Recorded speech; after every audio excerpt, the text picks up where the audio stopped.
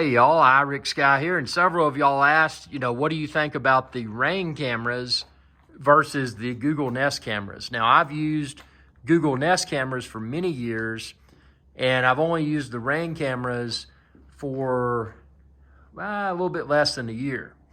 And I want to tell you the good, the bad, the ugly about both. And these are my opinions. And by the way, if you're shopping for any of these cameras, expand this video's description.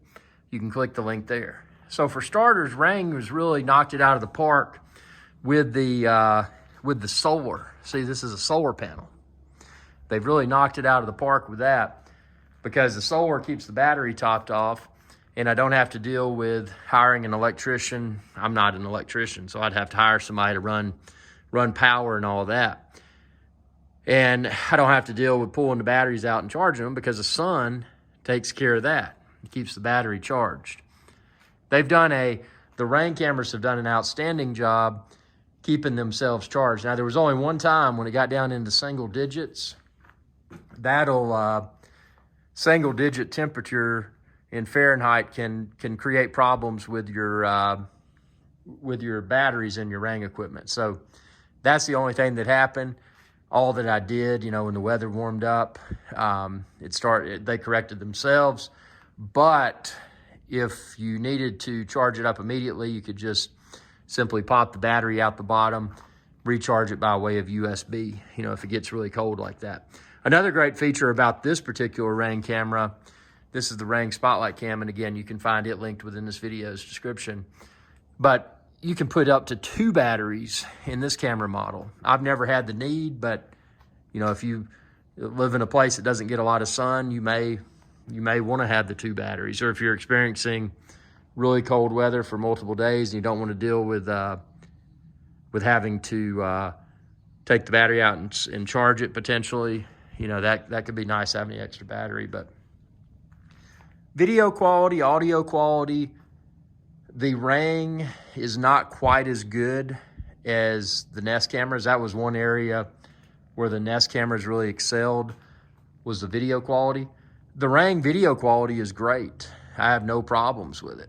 I mean, it does what it needs to do, and if it sees somebody, I can tell who that person is. So, that's something I did want to point out, though, is that the Ring cameras, the video quality, from my experience, is better.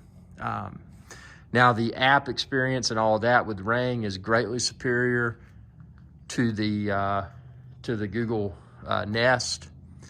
And again, I'm not complaining about Nest. It was a great product, but when they killed off their Nest Secure, their alarm system, it just kind of got me wondering, because you get in on something, you want an alarm, you want cameras, you want to have the entire experience, and that's one great thing about Ring.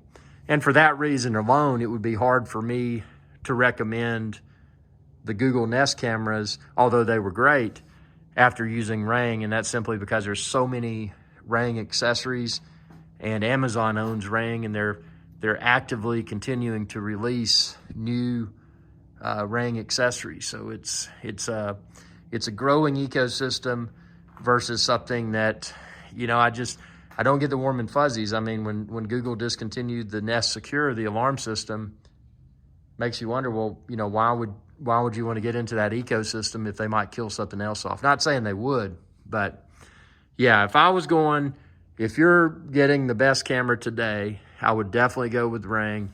Again, the video quality is not quite as good, but the ability to keep it charged with solar, just the overall reliability, excellent battery life. During normal weather, my battery daily is close to 100%. The solar panel on all of my cameras keeps them topped off.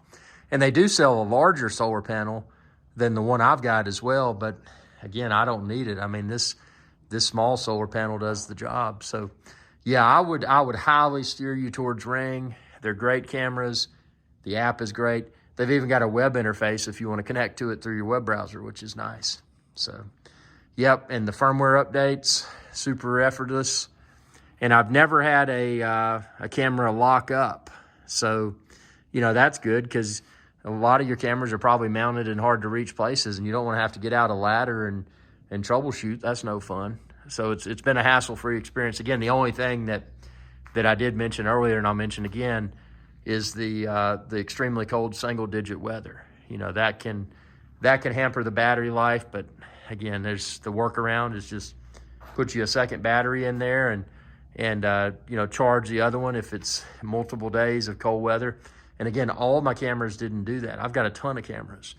I only had one camera that suffered the battery life issue because of the extreme cold.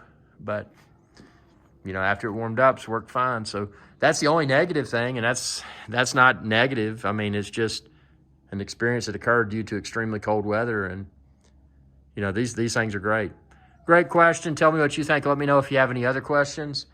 And be sure to subscribe to my channel and check out all of my Rang videos. Y'all have a good day.